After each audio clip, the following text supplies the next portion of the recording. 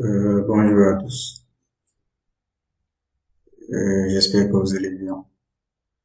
Aujourd'hui, nous allons entamer notre quatrième cours concernant la planification opérationnelle. Je pense que le dernier cours, on s'était arrêté au niveau quand même au niveau des tâches critiques. Je vous avais montré comment vraiment procéder à sortir les tâches critiques et les tâches non critiques. Autrement dit, les tâches normales. D'accord.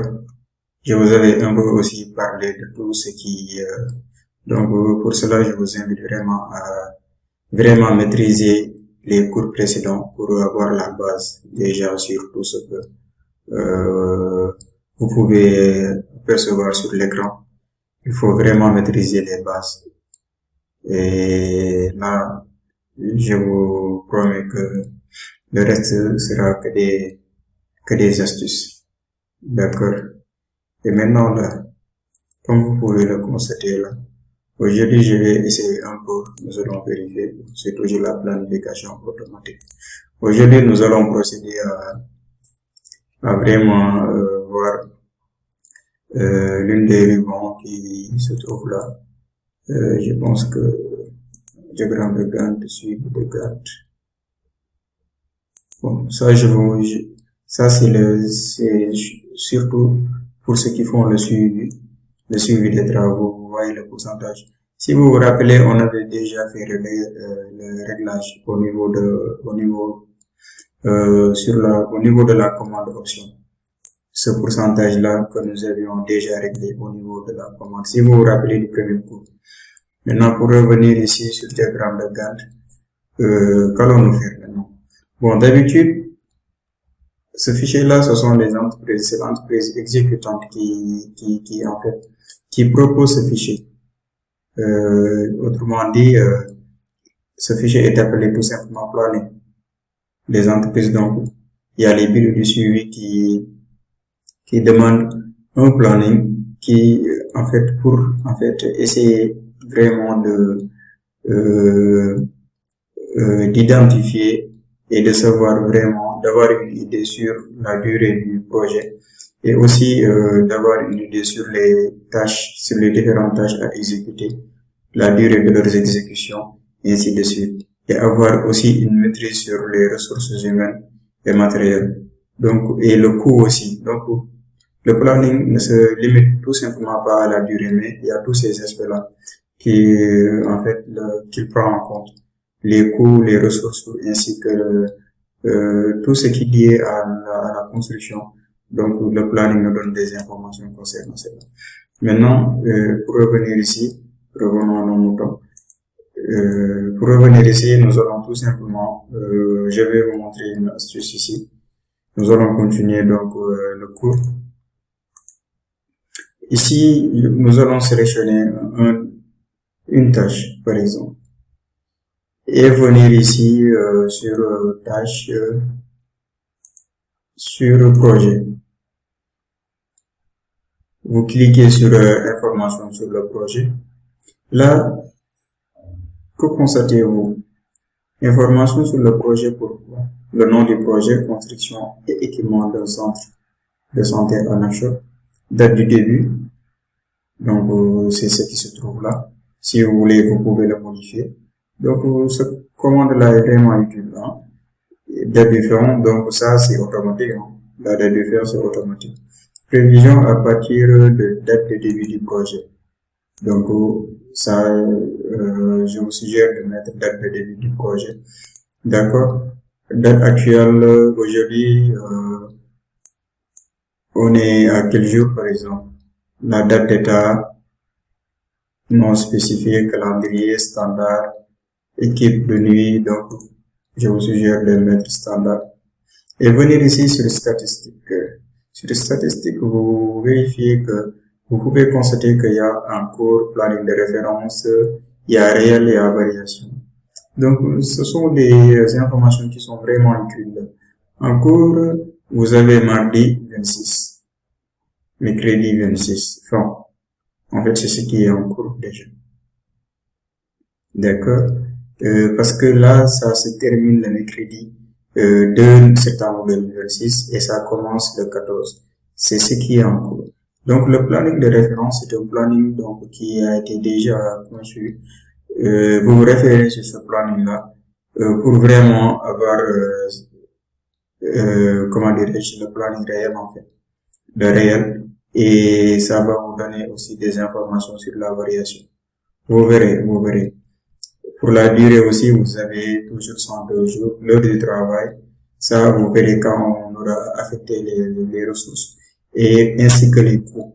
Donc ça, il y a vraiment, surtout ces deux aspects-là ont vraiment leurs importances. Bon, beaucoup de personnes en fait, ou beaucoup d'entreprises n'incluent pas ces deux. D'habitude, au niveau des plannings, vous verrez rarement que ces deux aspects-là, ou bien ces deux, le coût et le travail intégrés au niveau du planning. Donc, ce qui intéresse vraiment les entreprises, c'est d'estimer la durée du projet. D'accord? Bon, le coût d'habitude, il y a il y a de ces entreprises-là qui utilisent d'autres schémas comme des fichiers Excel, faire des devis quantitatifs et estimatifs pour vraiment sortir le coût. Ça, c'est autre chose.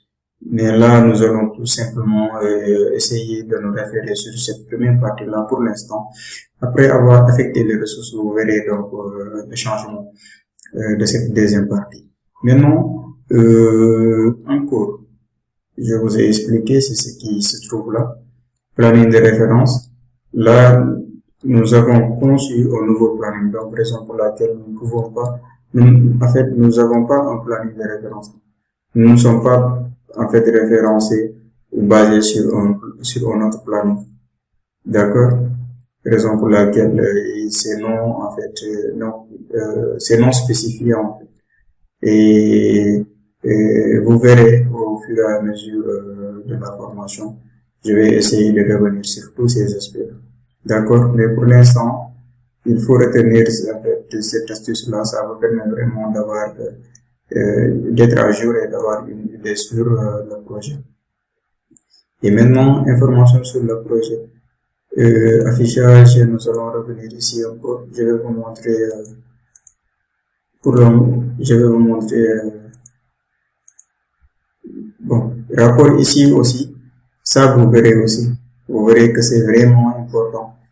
En fait, ça permet vraiment d'imprimer. Là, quand même, ce ruban a son utilité. Donc, ça a son utilité vraiment. Vous allez voir, nous allons voir ça ensemble. Mais pour l'instant, nous allons venir ici sur un outil que je cherche actuellement. Se trouve sur quel? D'accord, c'est ici. Nous allons venir ici parce que la diagramme de Gantt forme. Nous allons venir sur format ici. Bon. Dans certains logiciels, vous verrez qu'il y a uniquement format.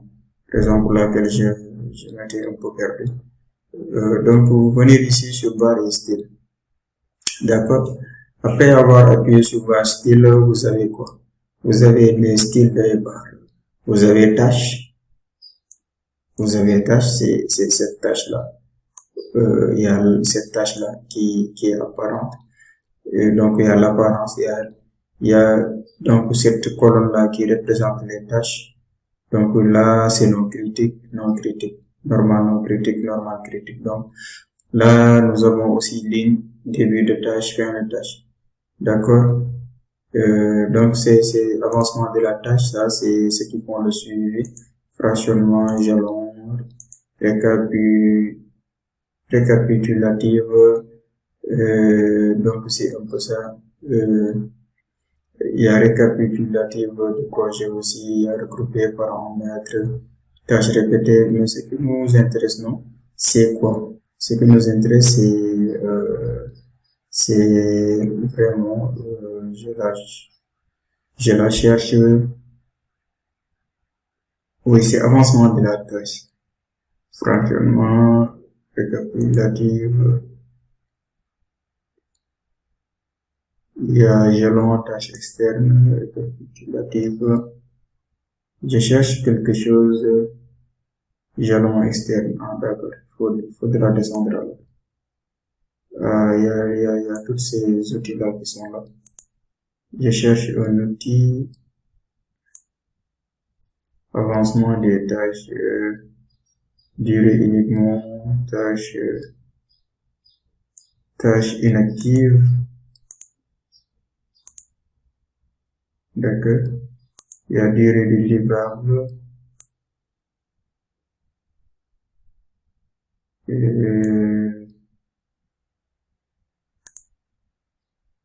Début.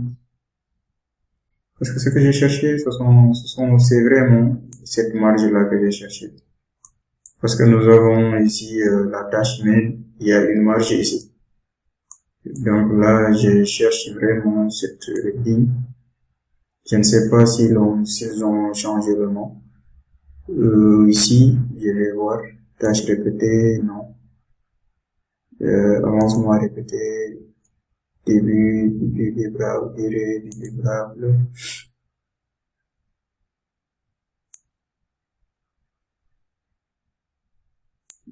Tâche inactive. Tâche inactive.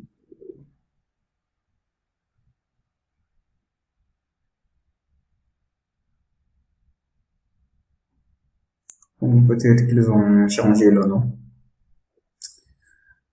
Nous allons voir, jalon, fractionnement, jalon, fractionnement.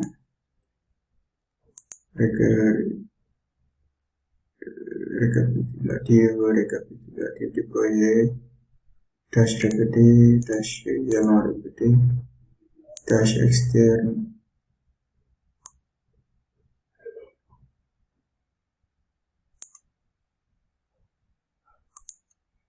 tâche inactive.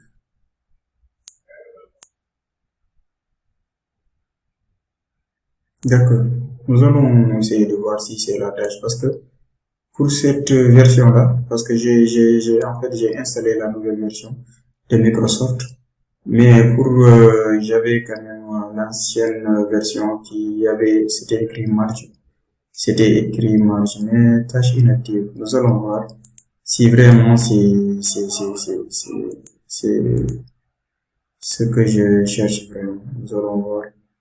Je vais utiliser la couleur verte pour voir ce que ça va donner. Je mets OK. Non, ce n'est pas le cas. Revenir ici les barres. Ce n'est pas le cas. Ce n'est pas le cas. Jalon, ça récapitule. Avancement de la tâche.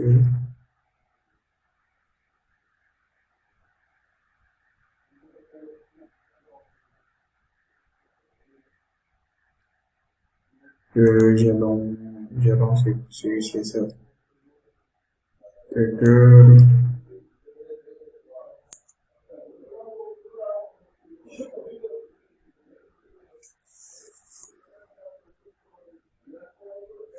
Bon, nous allons revenir ici. Là, je n'ai pas de match. Pour cette tâche-là, ce n'est pas critique.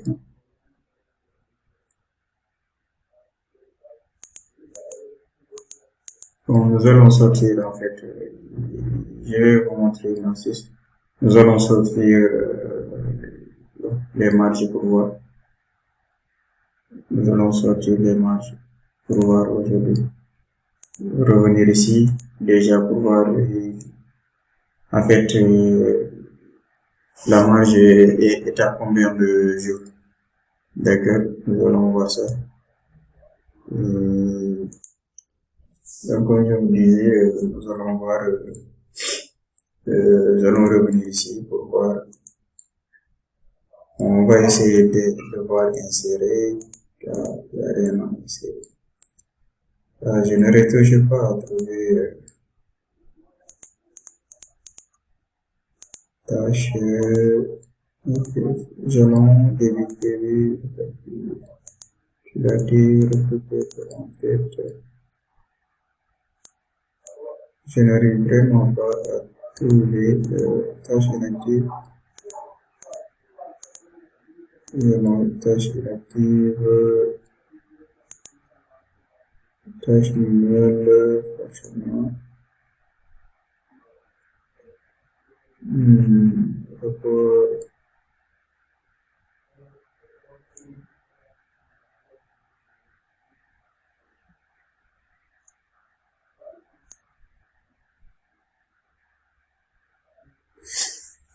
En tout cas, tâche, avancement, fonctionnement, jalon.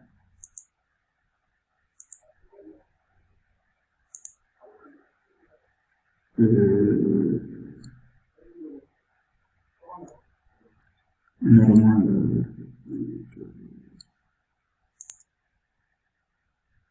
ok, franchement.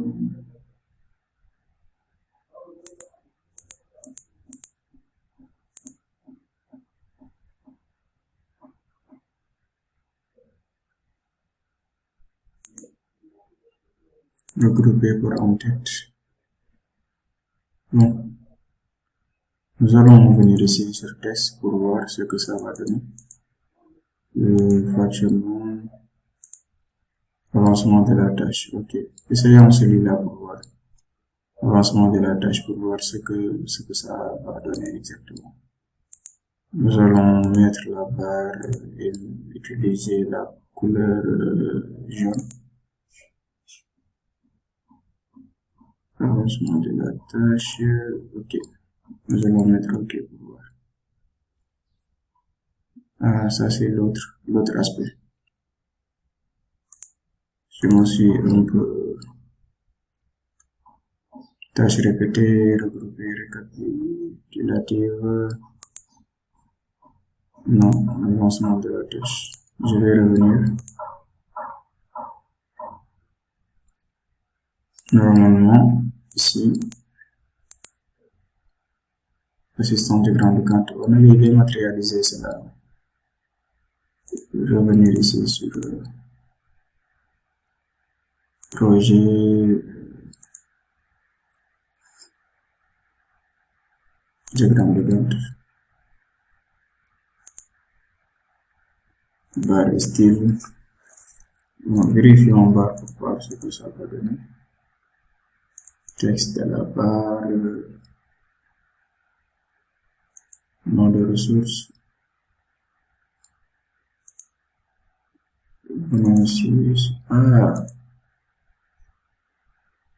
afficher une ligne pour représenter la marge. Ah, d'accord, tâche critique. Là, j'étais en train de... Ah, donc la marge qui vient de s'afficher comme ça. Ah, d'accord, je vais même pas afficher la marge parce que là, c'est ce que j'avais créé une marge.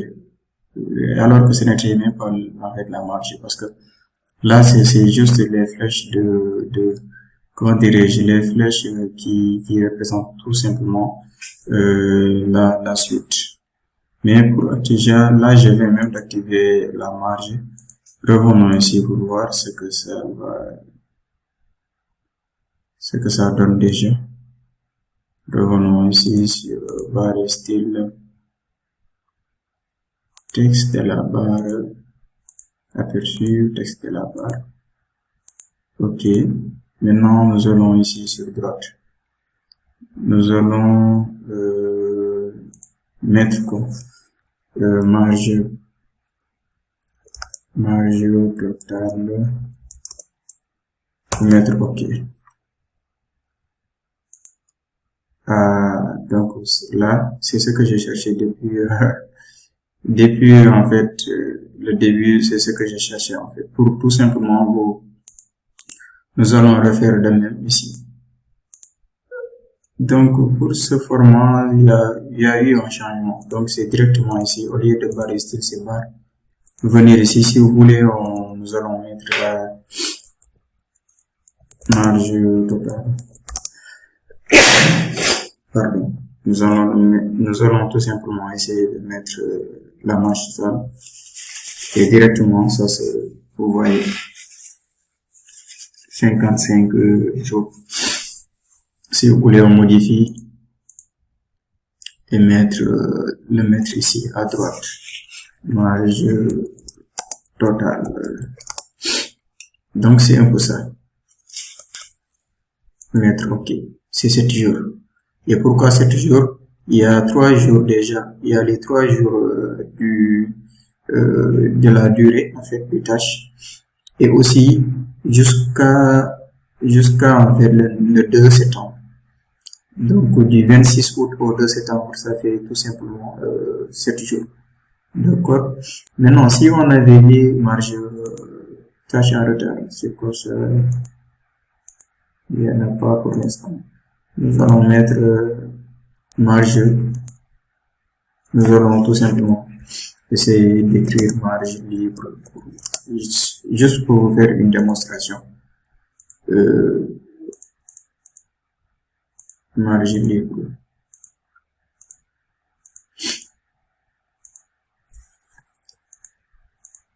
Aïe.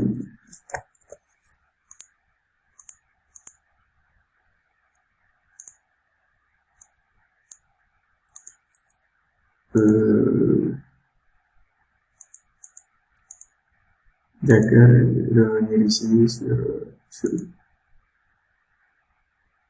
diagramme de grande format, marge libre, je mets OK, c'est toujours 7 jours. Bon, cliquez ici, barre, marge, au lieu de marge totale, marge libre,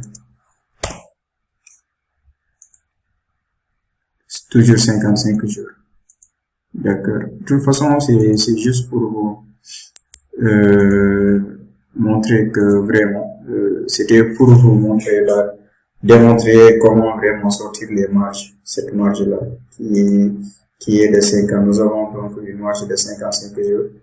Ici, nous avons une marge de 3 jours. Une marge libre de 3 jours. Si on revient ici pour revoir, pour refaire en fait la marge totale,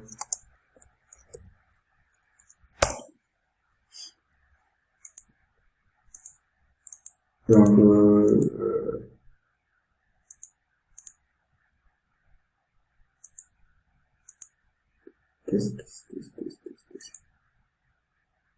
non, ici c'était combien de jours? C'était 3 jours, non? Ah, je l'ai modifié. C'est 7 jours. Donc là, nous aurions 7 jours, c'est parce que c'était 3 jours. Hein. Nous aurions 7 jours et ici 55 jours. Revenir pour faire une démonstration. Revenir, marge libre. Toujours, hein, les 7 jours. Hein. Donc ça, c'est la marge. Et maintenant, pour revenir ici, sur barre, format, test de la barre, format de la barre. Ah, d'accord, je vais le voir. Maintenant, ici, si vous voulez, nous allons tout simplement ne pas changer le motif et venir utiliser une autre couleur, par exemple, cette couleur, mettre OK. Déjà, ça ne se voit pas. Nous allons utiliser une couleur beaucoup plus sombre, mettre OK pour voir, ça ne se voit pas non plus. Couleur forme, attendez. Ah, c'est moi qui avais enlevé la forme. Donc ça, c'est là. Il y a eu un changement. Nous allons revenir ici pour changer aussi cette... C'est moi qui n'avais rien choisi ici. Donc pour choisir cela, nous allons revenir ici pour... donc déjà, ça se voit. Nous allons... Bon, diminuons diminuons la couleur un peu pour voir vraiment. Maintenant, ça se voit, hein, il y a vraiment une marge qui se voit ici. Et de l'autre côté, nous avons essayé de changer. Donc, déjà, nous avons vu comment afficher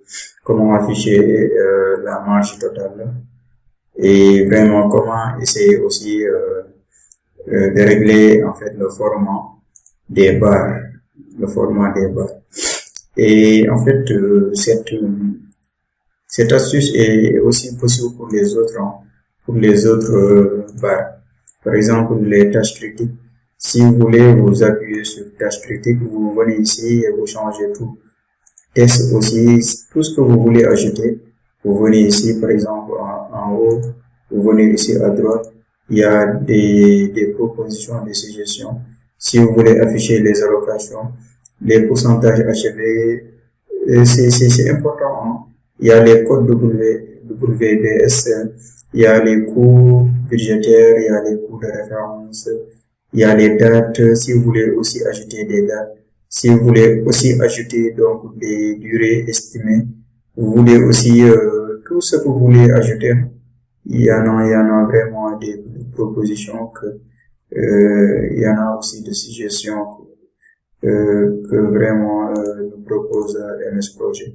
Donc, je vous laisse donc, pour toutes ces choses-là, vraiment, ça va dépendre de vous.